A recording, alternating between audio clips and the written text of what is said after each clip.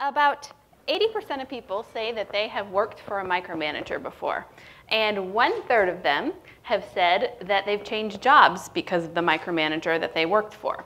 Now, it's really fun to talk about other people being micromanagers, but today I'm going to talk about your inner micromanager. So, this is my son. I have some friends that are behavioral scientists who had kids before me, and they told me that one of the most humbling things that you can do as someone that's an expert in behavior is have a kid. And I'm only 5 months in, and I unequivocally agree. And I know I haven't seen anything yet. My micromanager has never reared its ugly head as much as it has since I've been a parent.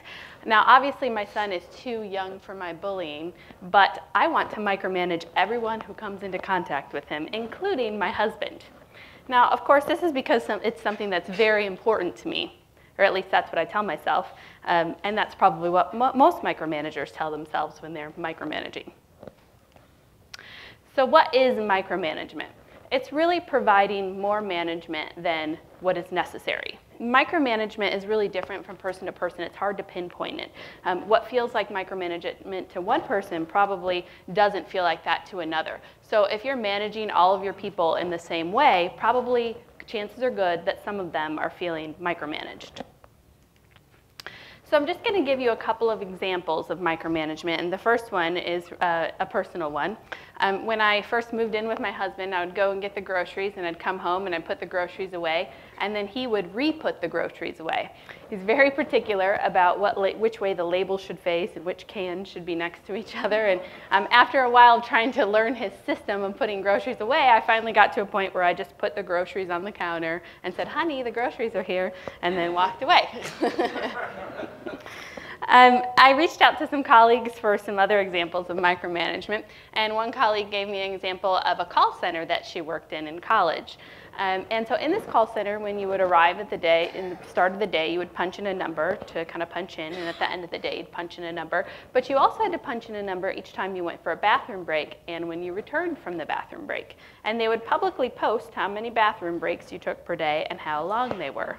So this was good motivation to eat your fiber each day. Another colleague gave me an example of a CEO who was looking through emails, everyone's email before they were sent, and she was spending 5 or 6 hours a day checking everyone's emails before they were sent.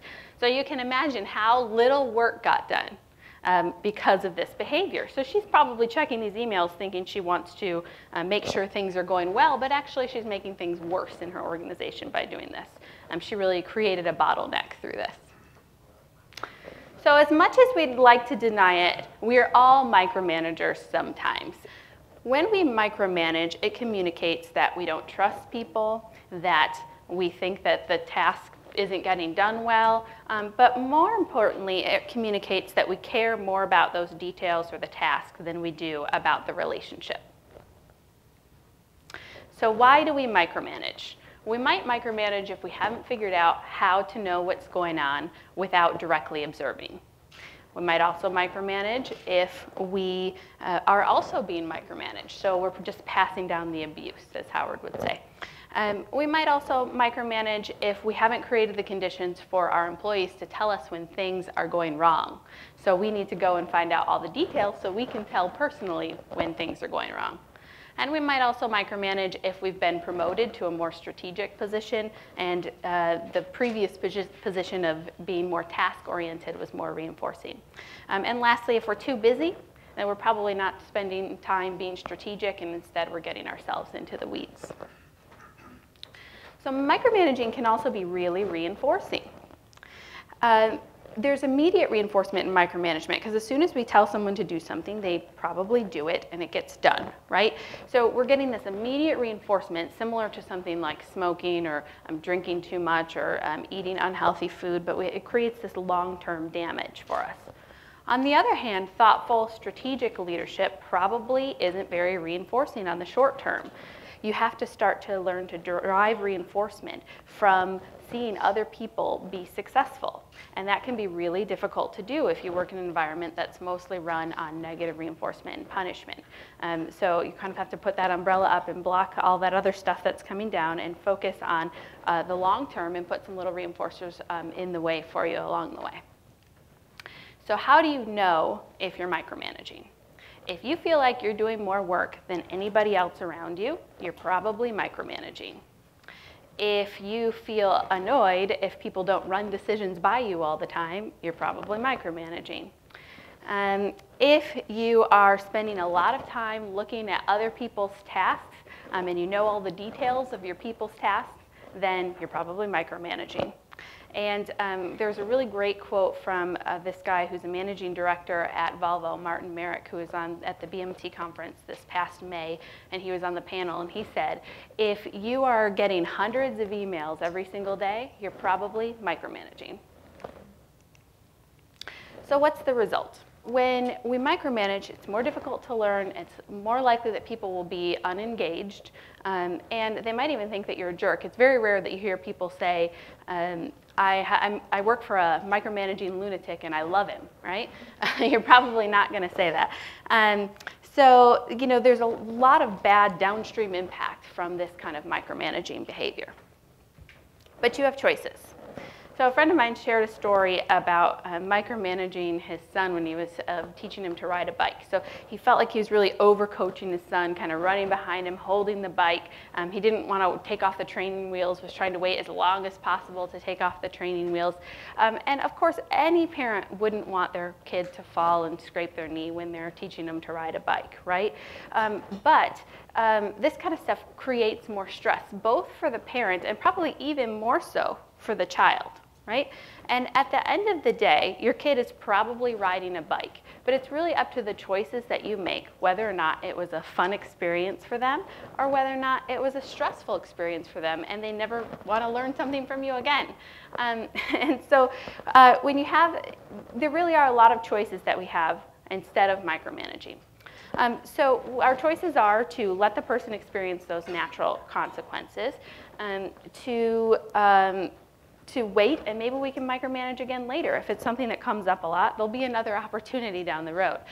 We can also try to think about some other strategies to kind of shape this behavior that are more kind of strategic and thoughtful coaching strategies. So we don't have to micromanage in each situation. And we need to ask ourselves each time we're tempted to micromanage if it's truly worth it.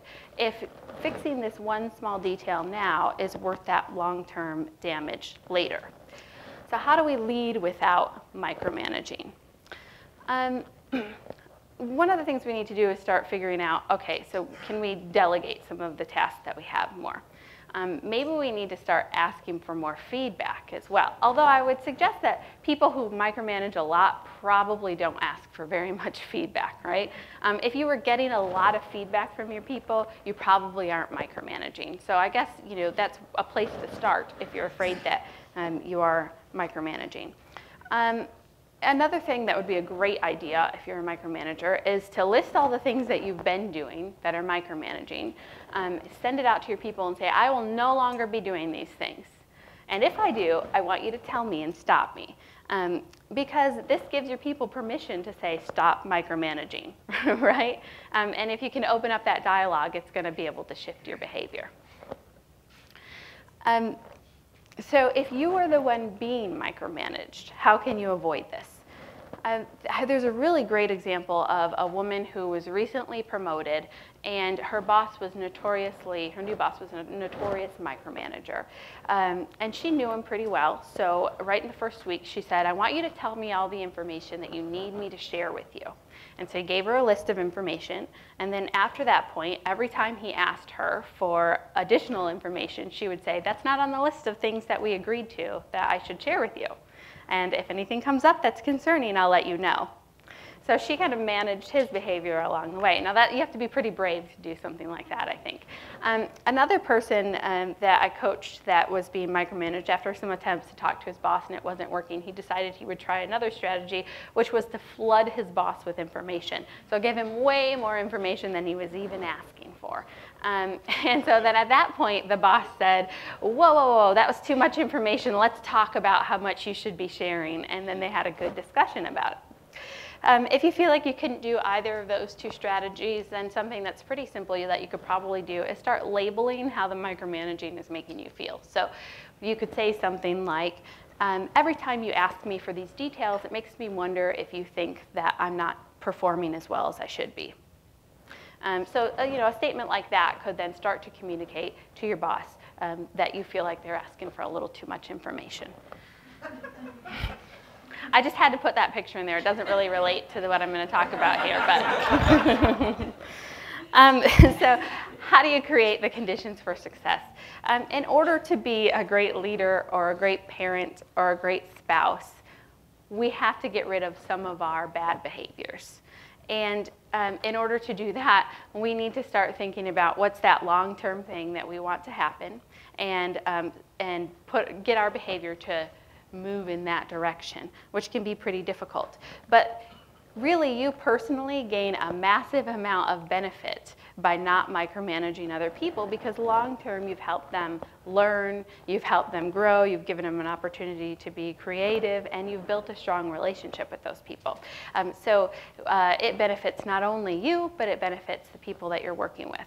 And so I would argue that one of the ways to create the conditions for success is to let people do their job and give them the opportunity to experience success and give them the space to experience success rather than worrying about all of those little details. So, thank you.